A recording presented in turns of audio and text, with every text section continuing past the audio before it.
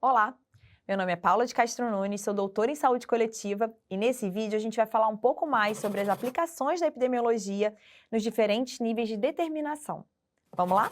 Bom, gente, eu trouxe aqui agora um estudo de caso para a gente discutir um pouco mais sobre a questão do diabetes, que ela é uma doença muito prevalente na nossa população, né? A gente fala de prevalência quando a gente fala de doenças que elas são doenças crônicas.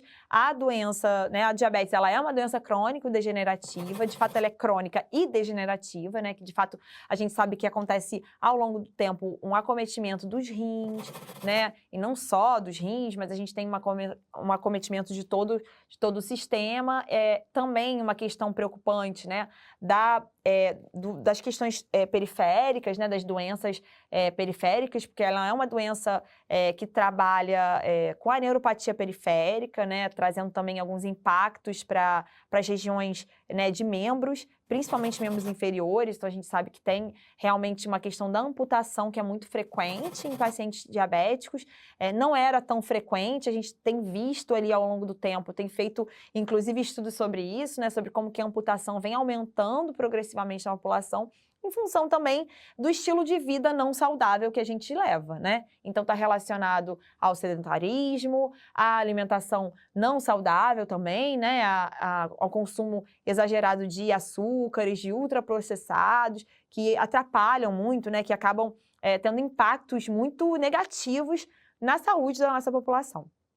Bom, tendo em vista esse contexto, a gente vai falar um pouco da Ana, que é uma paciente fictícia de 52 anos de idade, que é uma mulher, uma empregada doméstica, que trabalha, né, que vive numa zona urbana, de baixa renda, né, e é responsável por cuidar de 3 filhos adolescentes.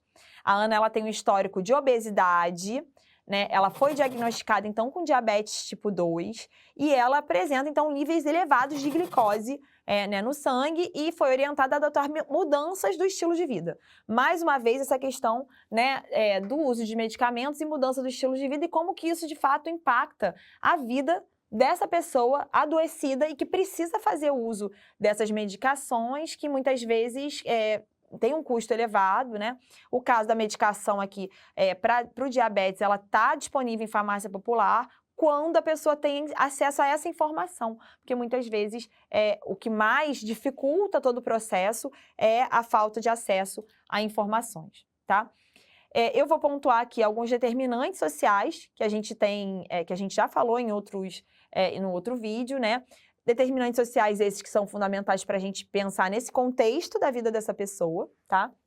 Então a gente tem aqui condições socioeconômicas muito ruins, né? Uma paciente que ela vive em vulnerabilidade financeira, ela é a rima de família, né? Ela tem que arcar, ela é a única responsável por essa família financeiramente, né? Ganhando muito pouco, né? Ela tem um acesso limitado a medicamentos, a condição de compra de medicamentos, mas não só, mas também a alimentos saudáveis, né? E ao tratamento adequado. Ela frequentemente compra alimentos processados, né, ultraprocessados, que têm um baixo custo. Isso é muito importante a gente trabalhar, né, aqui. A gente sabe que os alimentos ultraprocessados são os mais baratos, tá?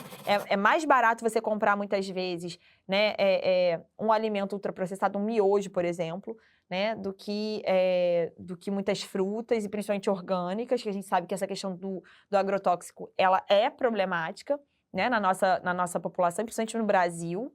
Houve uma liberação recente muito importante, muito grave, que são agrotóxicos que não são usados, por exemplo, na União Europeia nem nos Estados Unidos, e que são usados no Brasil, e é uma questão que a gente tem que trabalhar sempre.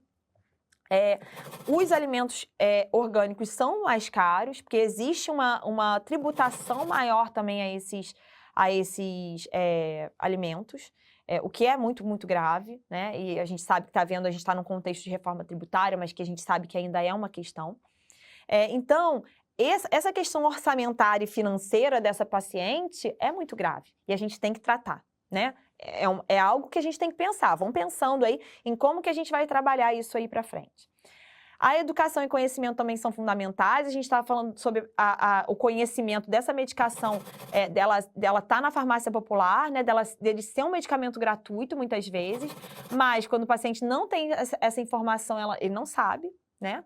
Então, pode ser o caso dessa paciente. Então, é muito importante a gente dar todo o acesso a toda a informação possível, empoderar esse paciente para que ele consiga compreender e assumir também a responsabilização do próprio cuidado, né? Do autocuidado. O diabetes, ela é uma doença que ela exige algumas preocupações e alguns cuidados extra, né? E que essa paciente, então, ela tem que saber dos cuidados que ela tem que ter, né? Inclusive, se ela não pode ficar muitas horas sem comer, né? Que ela pode fazer uma hipoglicemia. Então, isso tudo tem que estar dentro do contexto de como que a gente, que é profissional de saúde, tem que informar o nosso paciente corretamente dos cuidados, enfim, do seu tratamento, tá? A questão da habitação e ambiente também, né? Ela mora num ambiente com poucas possibilidades ali para uma atividade física segura, né? Uma casa pequena, limita a oportunidade também de exercitar, né? De fazer exercício físico. E o acesso ao cuidado de saúde, que obviamente está dentro disso que a gente já falou, né? O custo do transporte, o custo muitas vezes da medicação ou não, né? Se for gratuito ou não, dependendo de como que você vai trabalhar esse paciente. E o suporte social, né? Que é essa rede social que é muito limitada. Ao contrário, né? Ela não tem uma rede social de suporte. É ela que dá suporte aos filhos que ela tem. Né? Então, realmente, é uma questão que é complicada e fica mais difícil dela gerenciar a própria doença, enfim, os próprios cuidados que ela deve ter com ela mesma, tá?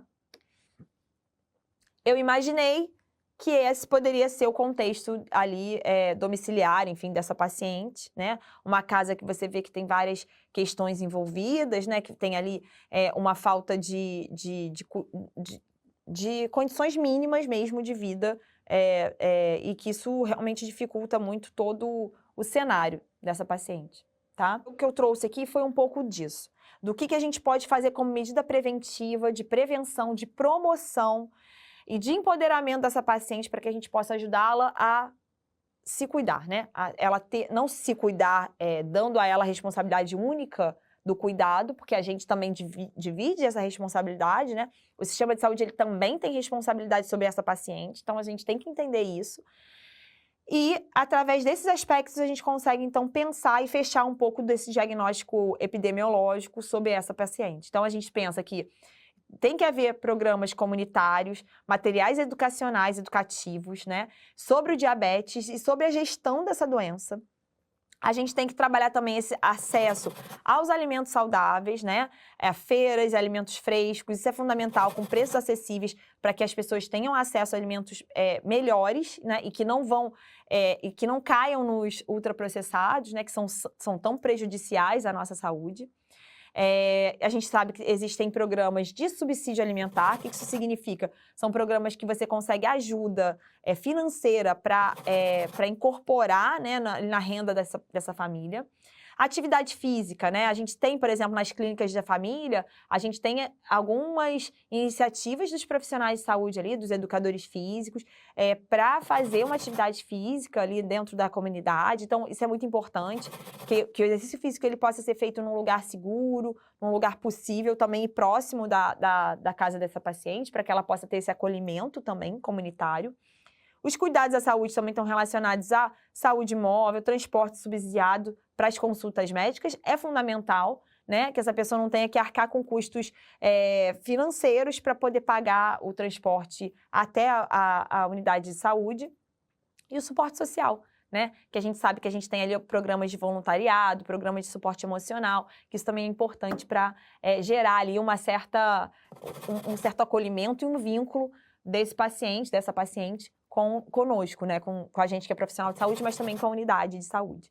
Então, a gente tem aqui uma justificativa que fala o seguinte: essas medidas são essenciais, tá? Que a gente tem que abordar essas medidas dos determinantes sociais de saúde com os nossos pacientes. Isso tem que fazer parte da nossa consulta, isso tem que fazer parte da nossa abordagem, isso tem que fazer parte do nosso pensamento clínico na hora que você está atendendo um paciente com toda a complexidade que ele tem, com toda a dificuldade que ele tem, né? E de que forma que a gente pode fazer para facilitar o acesso a esse paciente ao melhor cuidado possível dentro das possibilidades e as adversidades de cenários que a gente tem no nosso país, né? Então, é claro que é diferente se você está falando de um paciente que tem maiores condições, né, de cuidado, mas essas informações e todo esse pensamento, ele tem que estar dentro da tua consulta, ele tem que estar dentro do seu raciocínio clínico, ele tem que estar dentro do dia a dia da unidade de saúde, para que a gente possa gerar um cuidado mais apropriado e eficaz